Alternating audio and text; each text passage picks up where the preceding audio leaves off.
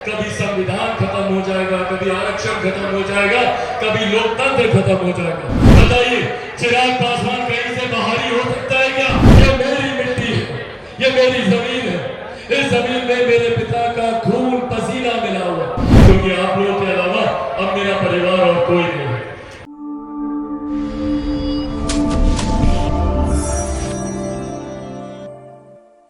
इन लोगों के पास कोई मुद्दा नहीं है, इसीलिए लोग मुद्दा उठाते हैं।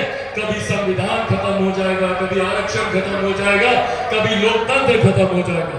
याद कीजिए 2015 का विधानसभा का चुनाव, पूरा चुनाव राजद के नेताओं ने आरक्षण समाप्त हो जाएगा, आरक्षण समाप्त हो जाएगा को लेकर ये चुनाव लड़ने का काम किया। आज 10 साल बीत गए, बताइए किसका आरक्षण छीना गया?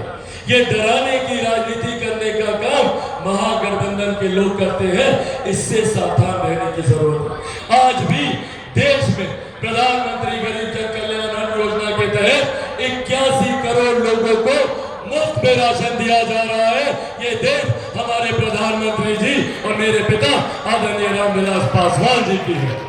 और तो यहाँ तक भी बोलते हैं कि ये बिहारी है और ये बहारी है। बताइए, चिराग पासवान कहीं से बाहरी हो सकता है क्या? बताइए, चिराग पासवान बाहरी हो सकता है क्या? ये मेरी मिट्टी है, ये मेरी जमीन है। इस जमीन में मेरे पिता का खून पसीना मिला हुआ, ये मेरी जमीन है। और जो लोग बोलते हैं कि भैया चिराग पासवान बाहरी है, तो वो लोग कौन लोग हैं जो विदेश से आते हैं और टूरिस्ट बनकर यहाँ पर चुनाव लड़ने का काम करते हैं? क्योंकि आप लोगों के अलावा अब मेरा परिवार और कोई नहीं है। मेरे परिवार के जो लोग थे, उन्होंने भी अपने आशीर्वाद का हाथ मेरे सर से हटा दिया। आज मुझे कम से कम उम्मीद थी कि आज वो आते।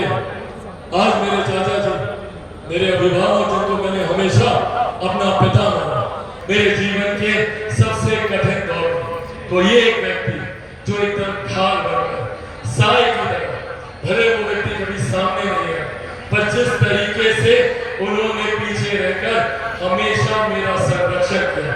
आज मेरा वक्तव्य पूरी तरीके से अधूरा रह जाएगा अगर आज इस मंच पर मैं मेरी भगवान, मेरी माँ, उनका आगे में जिक्र ना करूं। इन्होंने अकेले, बिना हिम्मत हारे हुए, बिना डरे हुए, इन्होंने जिस तरीके से मुझे संभालने का काम किया, परिवार के टूटने के बाद, पार्टी के टूटने के बाद अपने आंसुओं की चिंता नहीं की।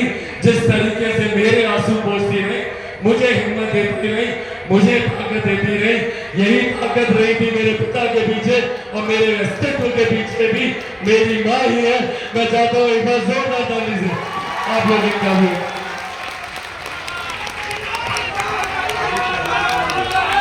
मैं एक लाइन के बोलती नहीं हूँ मंच पर, मैं चाहूंगा एक लाइन बोले।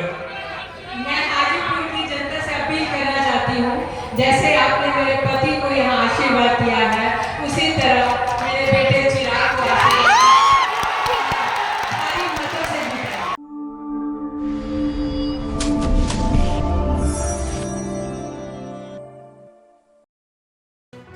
लेटेस्ट खबरों से जुड़े रहने के लिए हमारे चैनल नेशन भारत को सब्सक्राइब करें और बेल आइकन को दबाएं ताकि कोई खबर छूट न पाए।